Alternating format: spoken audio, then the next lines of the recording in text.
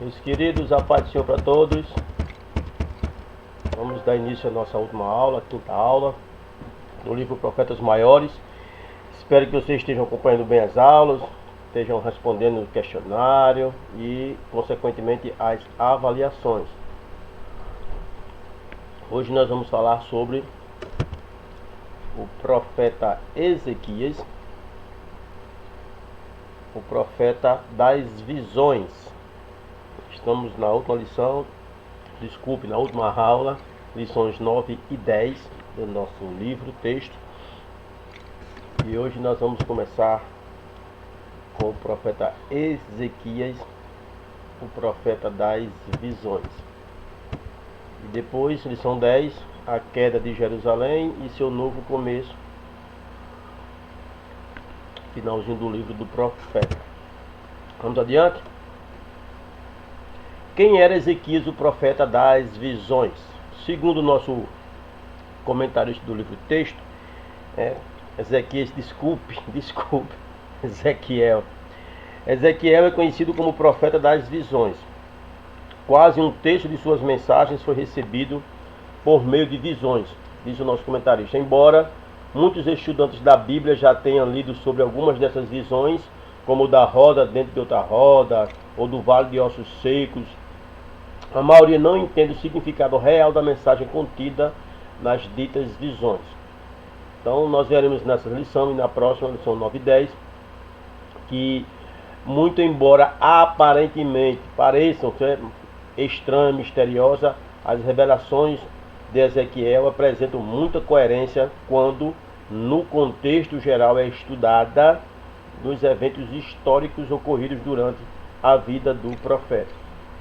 Então, o fundo histórico desse livro de Ezequiel é o mesmo do de Jeremias. Eles passam de forma concomitante. O aluno deve ter em mente que deve ser feita uma recapitulação de alguns detalhes que são mostrados no gráfico, né? Eu vou mostrar já aqui a vocês, para que vocês possam ter a ideia dos 3 estágios do exílio que aconteceu na Babilônia. Então teve o primeiro, segundo e terceiro exílio, que foi o primeiro no ano 606, que os membros levados nesse exílio foram selecionados como se fosse das famílias reais, como Daniel, que foi levado na primeira. Na segunda, no ano de 597, foram levados 100.000 cidadãos de destaque, inclusive Ezequiel, para a Babilônia. E o exílio final em 586, onde todos os cidadãos, exceto aqueles indigentes, ficaram em Jerusalém, todos os demais foram levados para o cativeiro.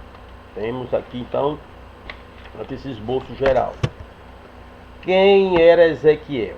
O texto sagrado vem dizer que Ezequiel, com 25 anos de idade, ele foi capturado e levado para a Babilônia. Ezequiel estava entre os reféns levados como resultado da segunda rebelião de Judá contra a Babilônia.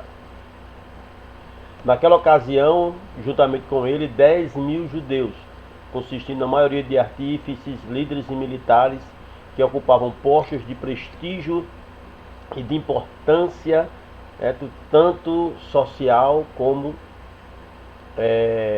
religiosa, foram levados cativos para a Babilônia. Esta foi a segunda leva de reféns, como eu falei no gráfico anterior.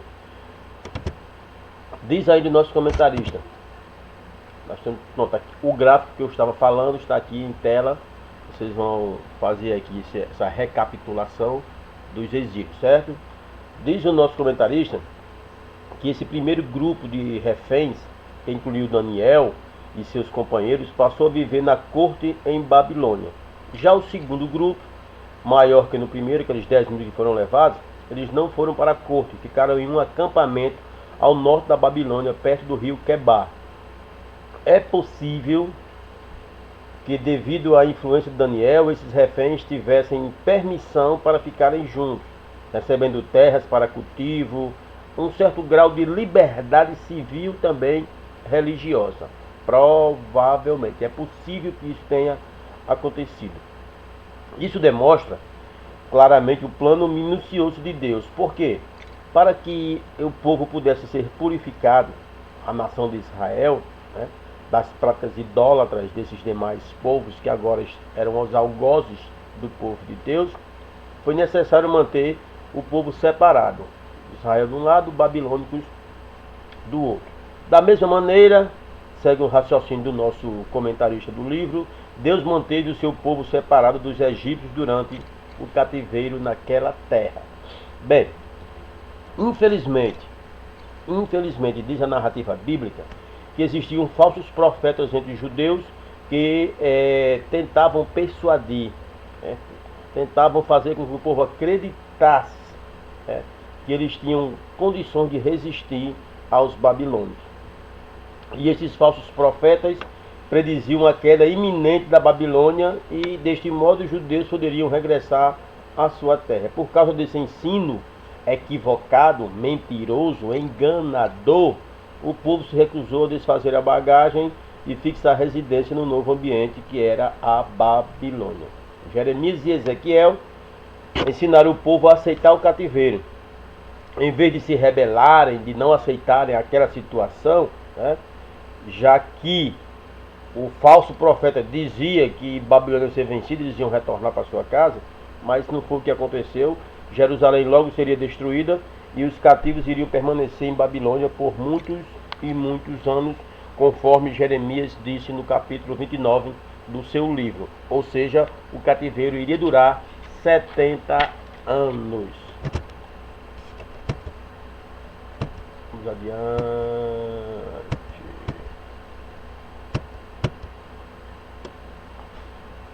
Ezequias, ele foi ao mesmo tempo sacerdote e profeta. As datas de suas profecias indicam que ele ministrou por um período de quase 22 anos. As tradições afirmam que seu ministério findou de repente, ao ser morto por um judeu irado, acusado pelo profeta de praticar idolatria. E as profecias de Ezequiel são cuidadosamente datadas e bem organizadas. Queridos, é o seguinte, a primeira seção desse livro de Ezequiel, ele registra a visão que ele teve da glória de Deus em seu trono. Essa visão que o profeta teve logo após iniciar o seu ministério, nós temos no capítulo 1 até o capítulo 3, que revela de forma, deixa eu tentar explicar aqui, a verdade fundamental. Encontrei aqui o termo correto. Revela a verdade fundamental de que Deus está soberanamente no controle de todos os eventos que ocorrem no universo. Mais adiante, nos capítulos 4 até o 24, nós vamos ver o livro de Ezequiel. Nós vemos a glória de Deus saindo do templo e a sua iminente destruição. Esta seção ela é assinalada por sinais e parábolas que descrevem de forma categórica o aniquilamento de Jerusalém.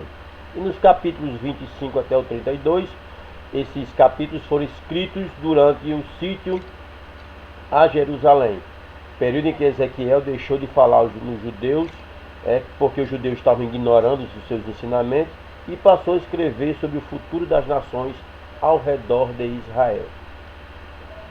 E no final do capítulo 33 até o capítulo 48, o tom do profeta, ele, que antes era de advertência, de calamidade, ele muda.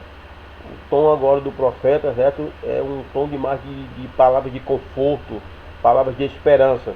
Quando a cidade de Jerusalém e o templo foram destruídos, a maioria do povo foi levado cativo, havia perdido a esperança, estavam pronto para reconhecer os seus pecados. É o que diz a narrativa bíblica. Então precisava ouvir uma mensagem de perdão, de esperança, de restauração. Neste contexto, Ezequiel prediz a consequência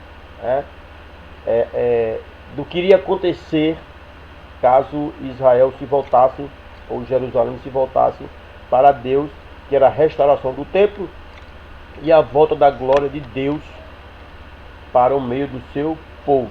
Então, Ezequiel, ele disse de forma bem clara, Ezequiel, que a glória de Deus aparece, a glória de Deus se retira, aí faz as profecias concernentes às nações e depois mostra a glória de Deus voltando. Esse é o contexto geral do que nós vemos no livro do profeta Ezequiel. Nós temos ainda, deixa eu passar aqui, nós temos aqui ainda na página 145 do livro, o esboço do livro de Ezequiel, certo? Então, página 145, o esboço do livro, que vocês vão ver e vão utilizar bastante esse esboço daqui para frente. Bom, vamos lá, o que ele viu? Ezequiel foi um dos poucos homens a ter uma visão do céu e continuar vivo para contar essa experiência tremenda que ele teve. Claro, ele ficou pasmo, ficou muito admirado com a visão, né? O texto sagrado vai dizer que ele ficou pelo menos 7 dias atônito depois de ter tido aquela visão. E 5 anos após ter sido levado cativo para a Babilônia, algo em torno de 30 anos de idade, é o que diz o nosso comentarista, né? Ele teve essa visão da nuvem tempestuosa vindo do norte, que tinha no centro algo como metal brilhante e um resplendor ao seu redor. E quando a nuvem se aproximou, ele viu 4 seres viventes voando de um lado para o outro, dentro daquela luz resplandecente. Aqui no slide. Na descrição de Ezequiel, essas criaturas, certo? Tinha cada um 4 rostos, de homem, de boi, de leão e de águia. Além de ter esses 4 rostos, ele tinha aspecto de seres viventes e era como carvão em brasa, a semelhança de tocha, e ficavam zigue-zagueando a semelhança de relâmpagos. O movimento de suas asas produzia um som como rugido de muitas águas. E entre estes seres havia como carvão em brasa, diz o profeta, e perto deles havia grandes rodas que tocavam na terra e alcançavam os céus. As rodas podiam ir nas 4 direções simultaneamente e não girava, né? Elas não viravam quando giravam. É interessante. Nos aros das rodas haviam olhos cintilantes, e as rodas, como as criaturas de 4 rostos, eram ativadas e controladas pelo espírito dos seres viventes, obedecendo de forma instantânea a cada ordem que lhes eram dada. Bom, todos esses objetos, criaturas, estavam em movimento e criando um som ensurdecedor. Quando de repente, diz o profeta, tudo fica silêncio. Fica um silêncio. E o silêncio total foi quebrado pelo som de uma voz que vinha do alto. Ezequiel então olha em direção de onde vinha a voz e viu, acima de um fulgor cristalino, um trono de safira azul. No meio do trono encontrava-se a glória de Deus na forma de fogo e metal incandescente. Circundando o trono havia um arco-íris com um resplendor multicor. Bem, temos aqui no slide a explicação da visão. Diz o nosso comentarista, e aqui eu de forma bem resumida, já que ele utiliza-se de 2 páginas para explicar essa visão de Ezequiel. A nuvem representa a vinda do julgamento divino sobre Jerusalém. As rodas, a onisciência de Deus. Os 4 seres junto ao trono possuem uma aparência radiante porque refletem a glória daquele a quem eles servem. Eles são identificados como os querubins que ornamentavam o tabernáculo, dos quais é feita referência no livro de Apocalipse. Bem, e qual foi o propósito desta visão de Ezequiel? Diz o nosso comentarista que o propósito desta visão foi ensinar a Ezequiel a importante verdade de que o julgamento divino sobre Israel era iminente e inevitável. Mas Deus, que estava sentado sobre o trono, acima de tudo, estava no soberano controle de cada detalhe, de cada evento da vida do seu povo. Deus é universal e nunca abandona o seu povo, nem esquece de suas promessas para com eles. Então, o que é que nós vemos aqui?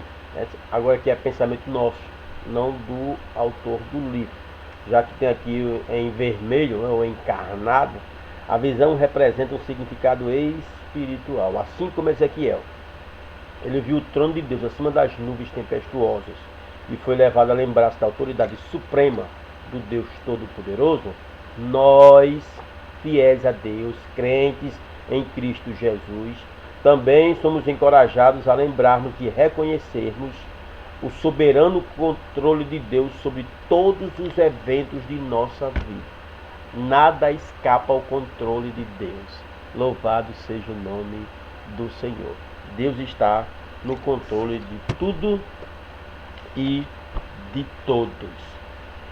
Página 149, a voz de Deus. A primeira parte da visão celestial que Ezequiel teve foi caracterizada por barulho e movimento. Querubins, brasas, rodas, enfim, todo aquele movimento. Agora, nós temos a segunda parte onde Deus, ele não chamou, está aqui em vermelho, Ezequiel para ser um missionário aos estrangeiros. Mesmo enquanto estava em Babilônia, sua tarefa especial era de ministrar ao seu povo. Deus enviou Ezequiel e disse a ele de forma bem audível que o seu ministério não seria fácil. Os judeus iriam se rebelar, iriam responder a mensagem de Ezequiel com palavras que iriam feri-lo, como picadas de escorpiões ou sarças, espinhos. Apesar disto, Ezequiel foi encorajado a não perder a esperança, mas ministrar fielmente a palavra de Deus à sua geração. Está aí escrito no versículo 7 do capítulo 2. Mas tu lhe dirás as minhas palavras, disse o Senhor. Quer ouçam, quer deixem de ouvir, pois são rebeldes. Então, Deus manda que o profeta pregue com coragem. Para tanto, ele tem que fazer uma coisa. O que é que ele tem que fazer? Ele tinha que se alimentar da palavra. Versículo 8. Tu, ó filho do homem, ouve o que eu te digo. Não te sujas como a casa rebelde. Abre a boca e come o que eu te dou. Deus deu ao profeta um solene aviso de que ele mesmo seria tentado a rebelar-se contra o Senhor e mostrou que a única maneira de evitar este erro seria fazer com que a palavra de Deus se tornasse parte do seu próprio ser.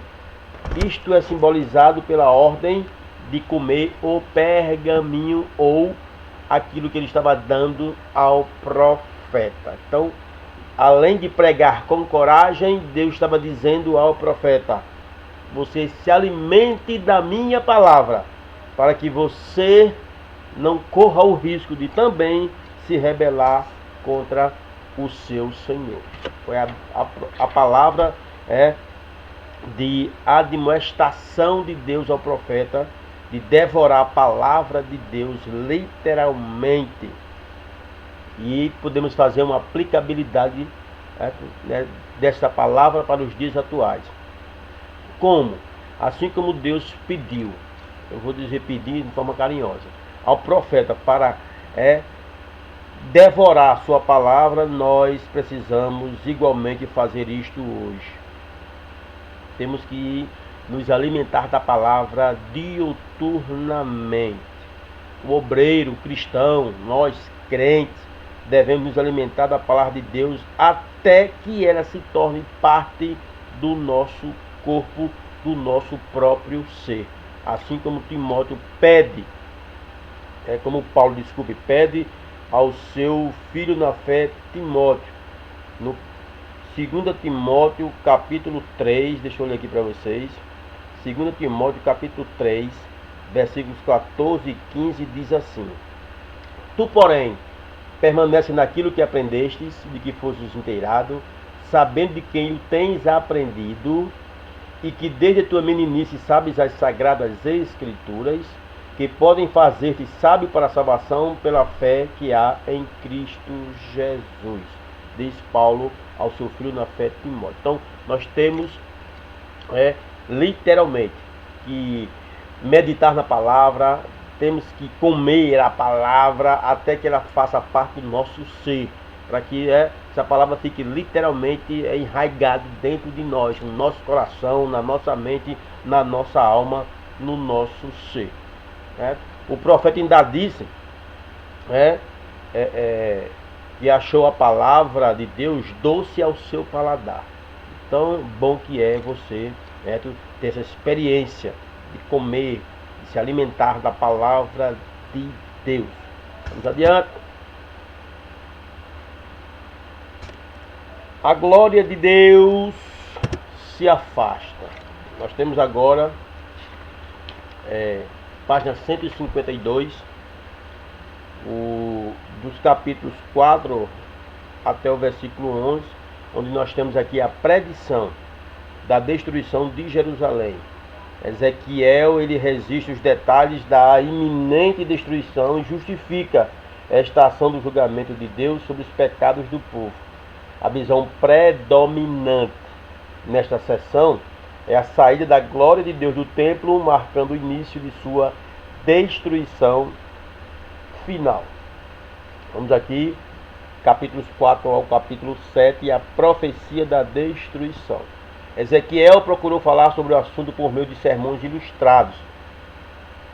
Ele gravou um mapa da cidade de Jerusalém no tijolo e colocou ao redor do deserto da cidade uma cerca em miniatura, feita de armas usadas naquele tempo. Tomou também uma certa de ferro, colocou por muro de ferro entre ele, o profeta e a cidade. Os curiosos lhe fizeram perguntas a respeito deste cenário e o profeta explica que a destruição de Jerusalém era iminente e como acertaram um muro de ferro, os pecados dos judeus os separavam de Deus. Foi isso que o profeta viu e mostrou a aquele povo. É uma forma de sermão ilustrado que o profeta se utilizava. Depois ele mostrou outro sermão, cortando o cabelo, dividiu em 3 partes. Uma parte foi queimada, uma outra parte foi cortada com a espada, a terceira foi espalhada ao vento. E ele vai mostrar a explicação dessa divisão de 3 partes. Um terço do povo iria ser morto, um terço seria espalhado e um terço havia de morrer por doenças ou por falta de alimentação. Todos os sermões do profeta, de forma ilustrada, ele mostrava e fazia. Até que chega no capítulo 8, capítulo 9, onde o profeta mostra uma cena bem interessante.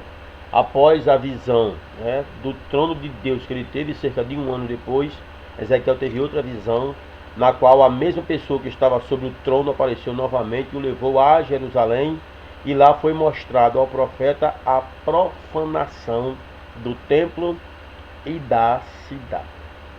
E aí, queridos, nesta nova visão do quarto secreto que o profeta teve,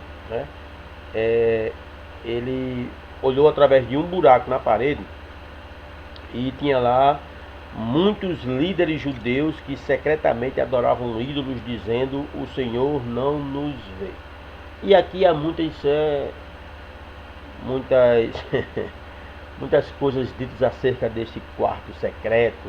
Muitos dizem que aqui é o início da sociedade secreta maçônica, onde eles fazem as suas reuniões em quarto secreto, pensando que o Senhor não vê. Enfim, tem várias suposições acerca disso. Mas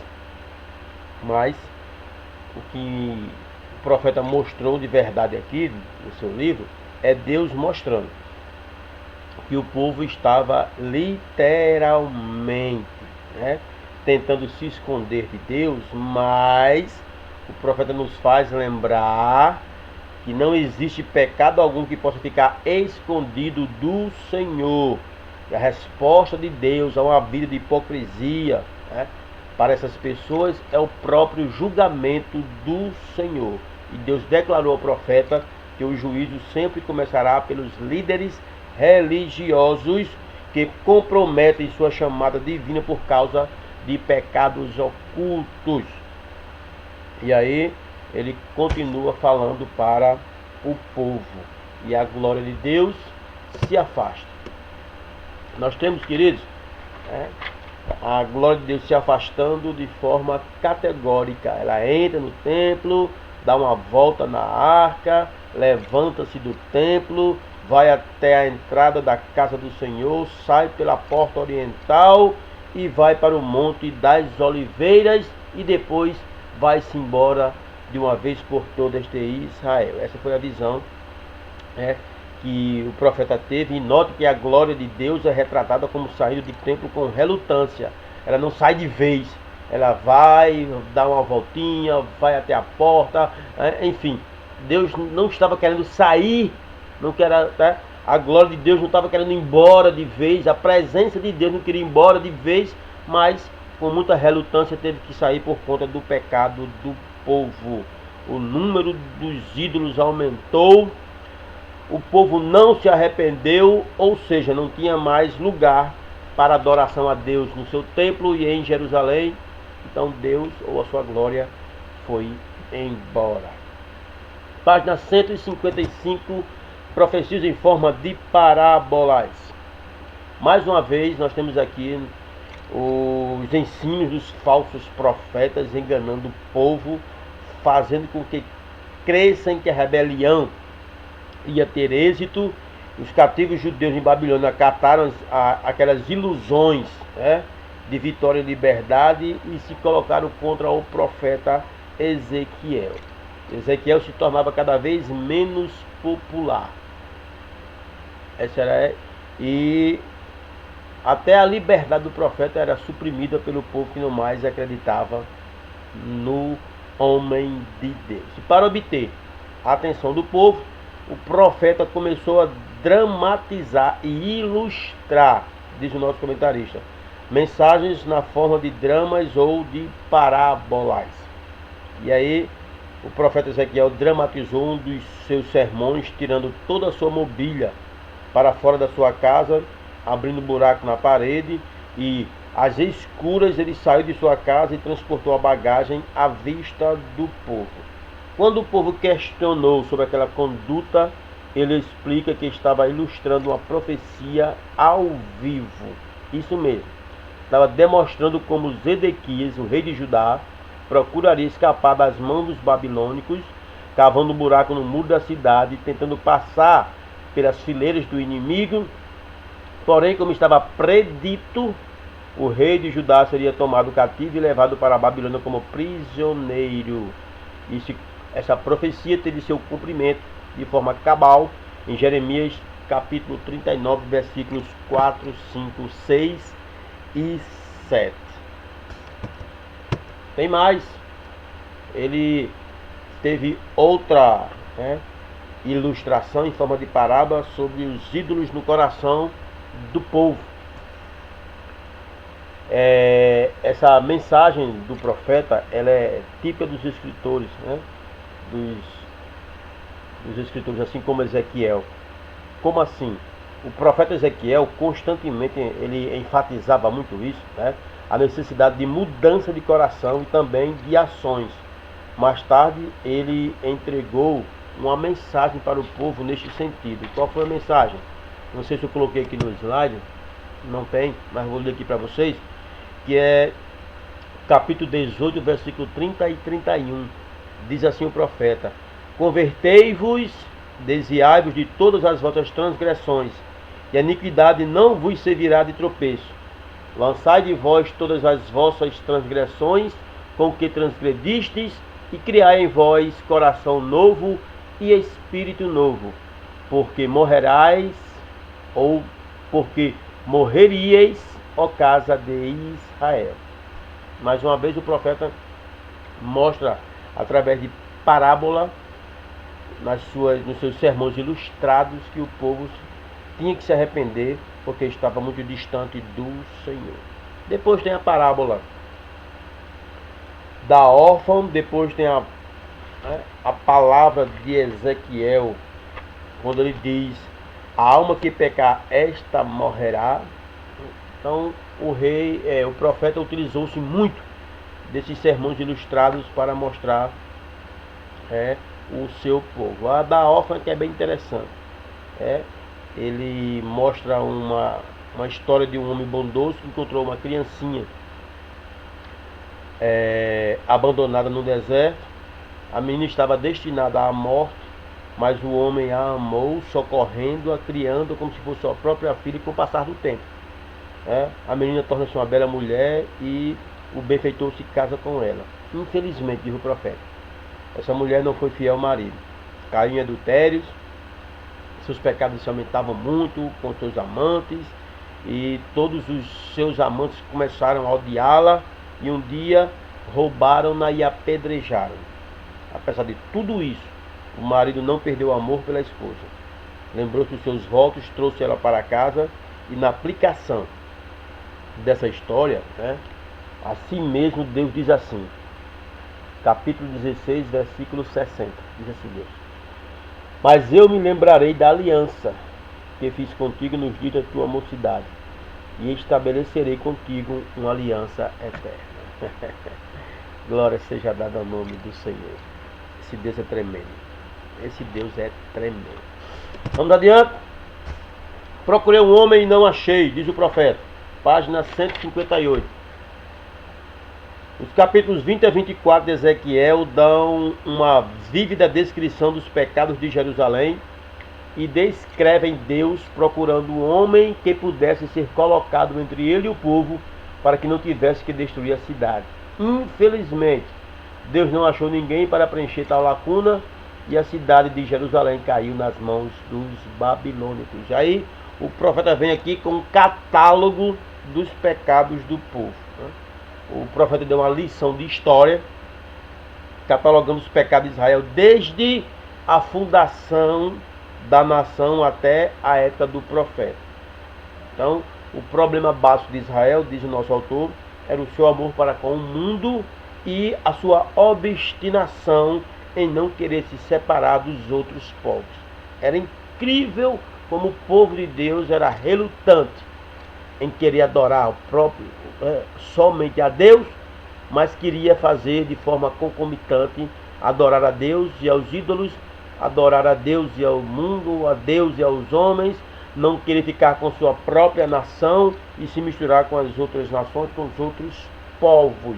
Então, esse estilo hipócrita de vida havia se tornado tão comum em Jerusalém que era comum uma pessoa oferecer sacrifício, inclusive humano, a um deus pagão, e logo a seguir ir ao templo adorar ao Deus verdadeiro. Vocês têm ideia de como é que estava o povo naquela época? Oferecia aqui um exemplo, oferecia um filho ao Deus Moloque, depois ia para o templo adorar ao Deus único e verdadeiro, que é o Deus de Israel. Já imaginou como é que estava o coração daquele povo? Uma atitude religiosa pagã, hipócrita, que abominava aos olhos de Deus. Então Deus procura um homem e não encontra, e aí o povo é julgado a ser levado cativo para a Babilônia. E assim aconteceu o exílio. Pois bem, vamos adiante. Podemos passar essa parte, já foi tema de aulas pretéritas.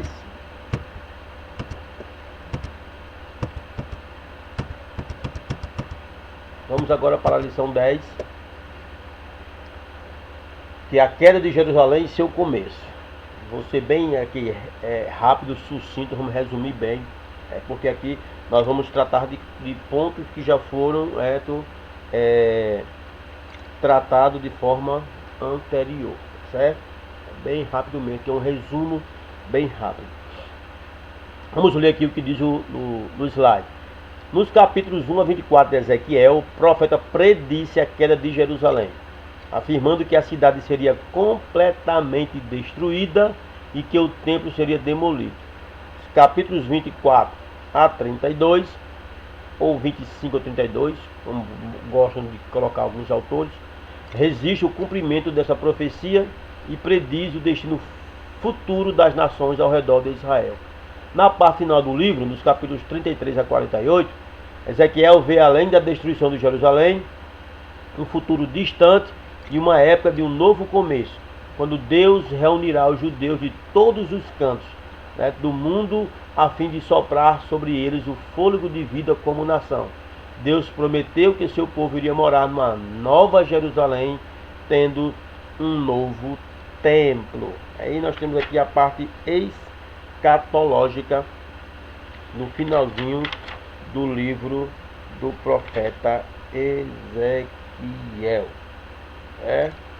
E é nessa última parte do livro que vai vir aquela parábola do vale de ossos secos, onde o povo haveria de se restaurar, depois daquela visão do profeta. Depois temos Gog e Magog, o tempo da batalha.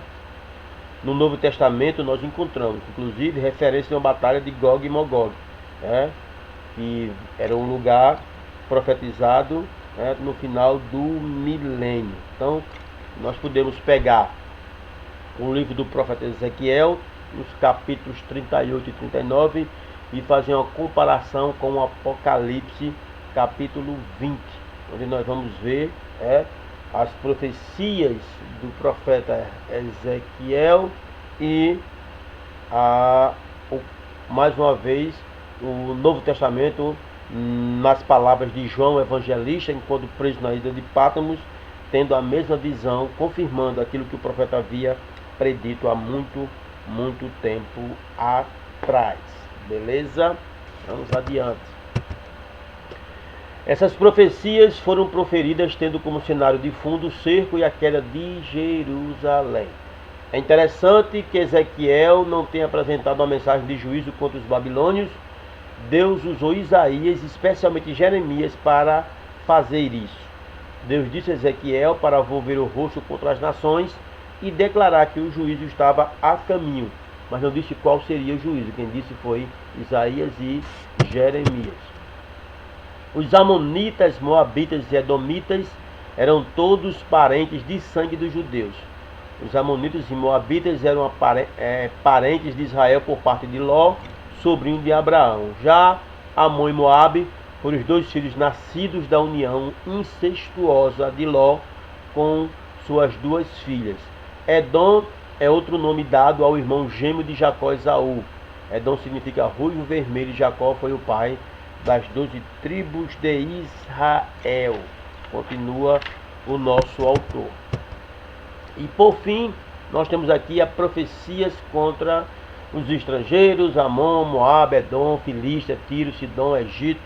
Todos esses num quadro também demonstrativo no livro do texto, nas páginas seguintes. Vamos adiante. Temos ainda Ezequiel como vigia, Deus como pastor, julgamento contra Edom, restauração de Israel, julgamento contra Gog, restauração do templo e a restauração da terra. Eventos futuros preditos pelo profeta. Então, nós temos aqui esse quadro demonstrativo.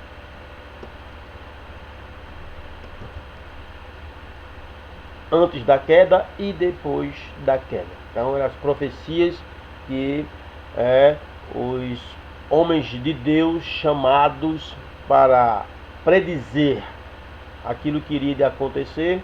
Então, Ezequiel, temos aqui a sua vida e seu chamado, as profecias contra Jerusalém, contra as nações, a queda de Jerusalém, depois a salvação de Israel e o futuro de Israel também predito pelo profeta Ezequiel.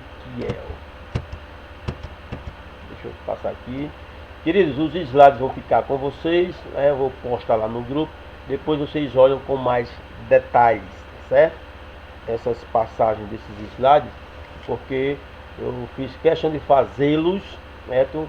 Para você ter um bom acompanhamento dos exercícios e das avaliações. Tá bom? É só de forma bem ilustrativa mesmo, tá bom? Vamos aqui dar uma adiantada. Como eu falei, nós temos aqui o Vale de Ossos Secos. Deus deu a Ezequiel, no capítulo 36, uma visão da ressurreição de ossos secos que ilustra a verdadeira regeneração de Israel. Os ossos secos no vale representam os judeus no estado de mortos espiritualmente. Não somente estavam eles mortos, mas seus ossos estavam espalhados por toda a parte e enterrados pelos povos da terra. O ajuntar dos ossos representou o retorno dos judeus a Israel. Já presenciamos essa parte milagrosa a partir do ano de 1948, com a criação do Estado de Israel. O milagre está incompleto, porque os ossos, apesar de já terem se juntado, formando um corpo, ainda estão espiritualmente sem vida. Isso vai acontecer após eles confessarem a Cristo e participar do reinado de Cristo milenar. Vamos adiante. Bom, bem rapidinho. E no final aqui, nós temos, como eu falei para vocês, o quadro demonstrativo entre Ezequiel, nos dois capítulos 38 e 39, com o Apocalipse, no capítulo 20, e também nos capítulos 16 e 19, se vocês quiserem fazer um estudo mais detalhado, beleza? Muito bem, me dou por satisfeito, espero que vocês tenham usufruído dos vídeos que nós mandamos para o grupo e pelo YouTube, para fazer esse acompanhamento no caderno, no livro, respondendo os exercícios e, consequentemente, as avaliações. Queridos, eu estarei enviando esse gabarito das avaliações semana que vem para o Cetadem. Já é o momento em que vocês já estarão com um novo livro, com a nova matéria, e aí já tem entregado as avaliações. Eu vou mandar os gabaritos para vocês, para depois vocês fazerem aí a correção no livro, porque quase que 100% das questões da avaliação está no questionário das lições do livro. Então vocês aproveitam e fazem uma correção no questionário de vocês no livro, tá bom? Boa aula, bons estudos, boa prova. Fiquem todos na paz do Senhor e até outro momento em que Deus nos permitir e sermos convocados pelo Cetadem para ministrarmos mais uma aula com vocês. E espero, aguardo de forma ansiosa que o nosso novo encontro seja presencial, para sentir esse calor humano gostoso, esse sentimento de amor que nós temos, estar em sala de aula com os alunos, essa reciprocidade e essa comunhão e, acima de tudo, esse aprendermos juntos. Não apenas uma pessoa falando, mas debatendo, discutindo, formando ideias para juntos nós aprendermos de forma salutar na sala de aula. Paz seja para todos, muito obrigado. Até a próxima, se Deus quiser, em nome de Jesus.